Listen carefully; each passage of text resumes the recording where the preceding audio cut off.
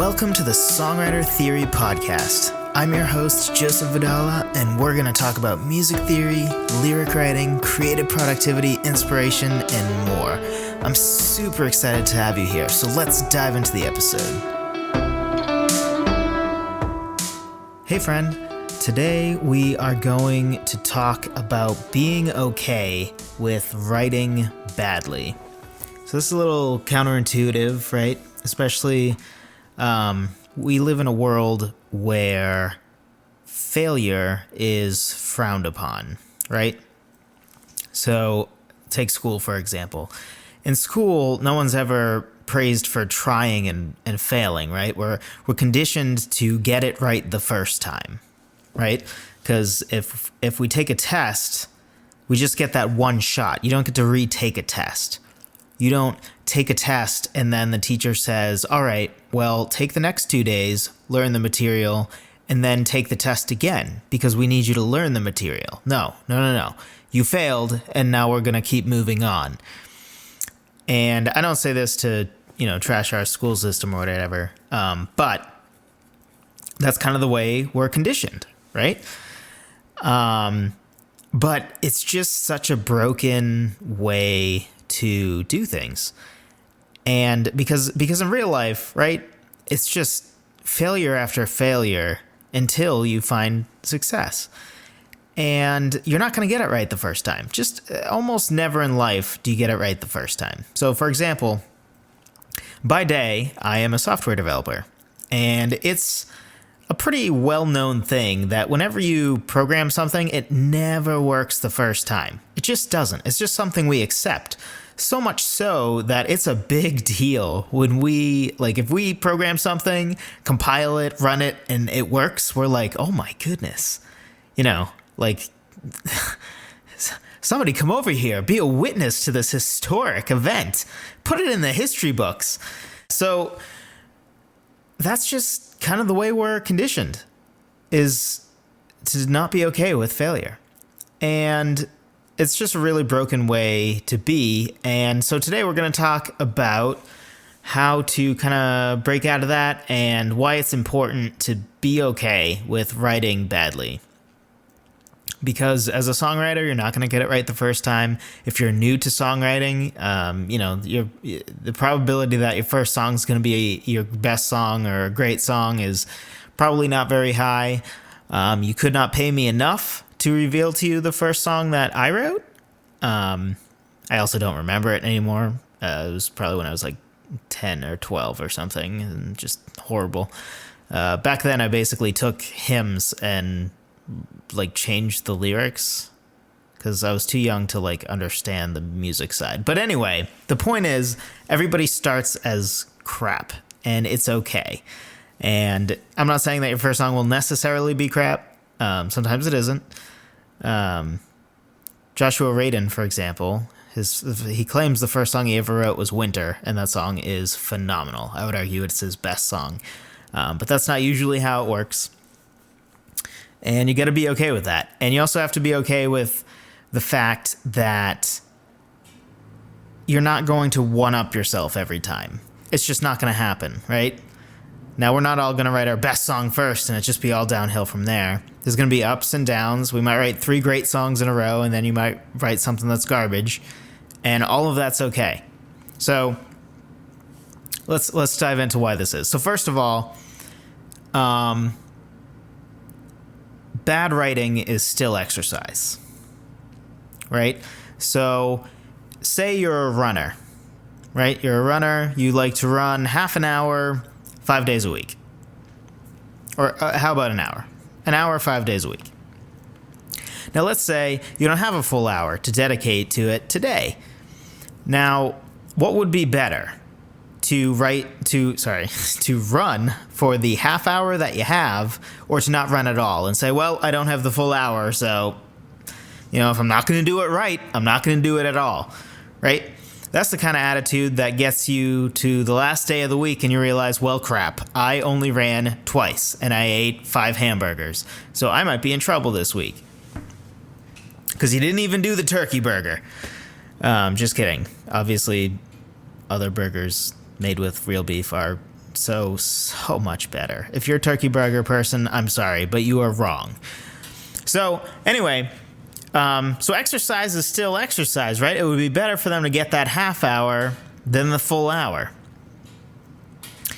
So any time you can take to work on your craft, which is any time that you write, right? Even if you're writing badly, you might be learning a way how not to do it, or you're just exercising your creative self, especially in a world where so many things almost suppress our creativity, right? We go to a day job that probably does not encourage creativity.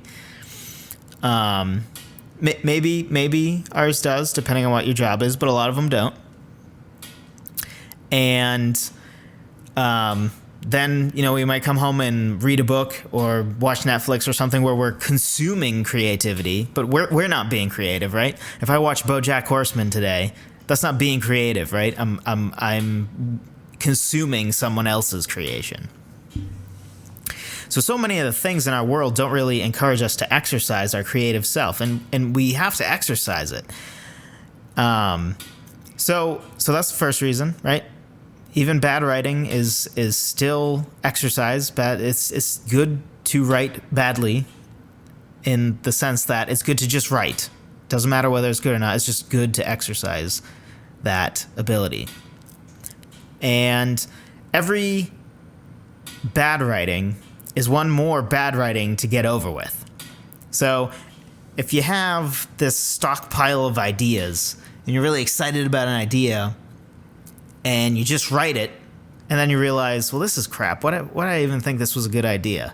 Do we really need another song about, wow, I just met you and like, how crazy is this? I love you already. It's love at first sight, which doesn't exist. But anyway, like, you know what I mean? Like, you might think you have this great idea and it's just not, or maybe it was a great idea, but you weren't really in a mood to write it, or it's just really not a subject matter that you can tackle because you might not have enough personal experience or some other reason where it just isn't for you.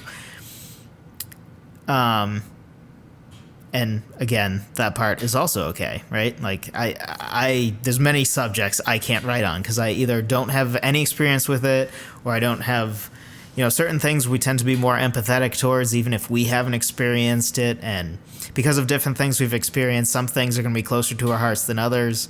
You know what I mean? Like if you donate to charities or give to something, right? You're going to give to the thing that moves your heart, right? You might care about lots of things.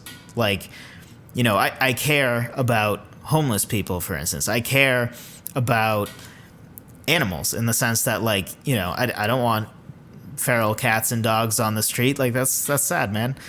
But the thing that's closest to my heart is kids. So we, my wife and I, pay money every month. That's basically sending money to kids overseas so that they can get an education and make sure that they're fed and all that kind of stuff. So, and whatever you give to, right, is like the thing that's closest to your heart. And writing can be a similar thing, where most of the stuff we're going to write about is the stuff closest to our heart, because that's where the genuineness comes from. So it's okay to write something that's just bad just because for some reason it just doesn't click with you, or for whatever reason. Reason doesn't really matter. But at least it's over with. You tried that thing and now you know to move on, rather than waiting 5 weeks and just trying to wait until you're like, well, maybe I'm just not in the right mood to write this. And this is the current song I want to work on. I'm not going to work on other stuff. I'm not going to just write. I have to get it just right the first time. Like, no, you're just wasting time and you're sitting staring at a blank screen or a blank page if you're still working with paper. So, and another important thing too is bad writing can be reworked into good writing later. So lots of times your first draft is going to be crap. Lots of times you might just get a concept down and then you're like, really? I don't know. And then you just let it go. But you know what? Later you might be able to revisit that and make it something awesome. And if you don't take the time to just write and not care so much about, oh, is this good? Is this whatever? You're never going to have that. Like, I cannot even tell you, partially because I just haven't counted, but it's a lot. There's a ton of half songs, quarter songs, tenth songs that I have in documents that I may never finish. And that's okay. They might even be crap, but I keep everything I've written because you never know when you go back and look and be like, you know what? 5 years ago, I tried to write this song about, imagining the feeling of holding your child in your hand for the first time, but I haven't experienced that yet. I'm not a father yet, but in 5 years, God providing that I am a father, I might then be able to write a song about that because it's something that I've experienced. It's something that I can relate to. So even if I had one line and it was kind of crappy, later I might be able to go back to that and write a song off of it. Or maybe I wrote a whole lyric, but it was just, it was garbage. Or it was a decent lyric, but I just couldn't figure out the music for it. I couldn't figure out the melody that really captured the emotion. Later, I can go back, even though parts of it or a lot of it or all of it was bad the first time, and rework it into something really good. And if I don't have that bad part, I can't rework it into the good part, right? So it's just really important. And even if songwriting's not your thing, if somehow you found yourself on this podcast called Songwriter Theory and you're not a songwriter or you're just wondering what this is all about, no matter what it is you do, just be okay with doing it badly the first time. If you're a blogger, if you're whatever, you're writing a book, doesn't matter. Just be okay with not being great right away. You just be okay with just doing it. Trust the process. So every day or every other day or whatever it is you want to do, 15 minutes a day, an hour a day, doesn't matter. Commit to writing. Don't just say, well, I'm not in a writing mood today. Or I'm just writing so crappy right now after 5 minutes, and so I'm just going to stop. Like, don't do that. Just be okay with writing crappy. And the last reason, or there's tons more reasons, but the last reason we're going to go over today is that sometimes as you're writing badly, as you're writing something that just is terrible or dumb or you just don't like it or just isn't for you, you might stumble upon something that is for you, that is great, that you're like, oh, wait a second. I've written about 90 lines of lyrics and I hate all of them except this last one. And this last one has nothing to do with the other 90 lines. I just thought of it and wrote it, and then I'm like, wait a second, let's write a song about this instead. And then you might write something great right then, even though you think that you're not really in a writing mood and you think, wow, my writing is crap today. And then, because you're putting in the time, the muse might reward you with something good. So, my challenge to you is today, take 15 minutes and just write. And be okay with writing badly. Don't beat yourself up. Don't judge your work. Don't wait to type the line until it's just right in your head. Don't worry about getting the syllables right the first time and, oh, this one needs to be 10 syllables and the next line needs to be 12. Don't worry about any of that. Just write. Even if you're writing regular sentences that you can later work into lyric, it does not matter. Just work that creative part of your brain. Sit at the piano and improvise different melodies and different chord progressions, or sit at the guitar and play around with scales and figure out riffs, or violin, or whatever instrument you play. Be okay lyrically or musically with just writing badly. Just do it. Put the time in, work, and trust the process.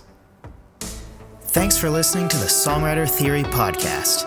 Be sure to subscribe and tell a friend.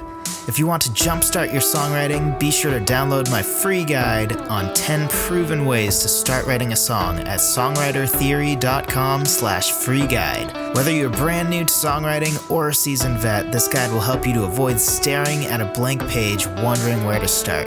Even if you just want to figure out some different ways to start writing a song, this free guide is for you.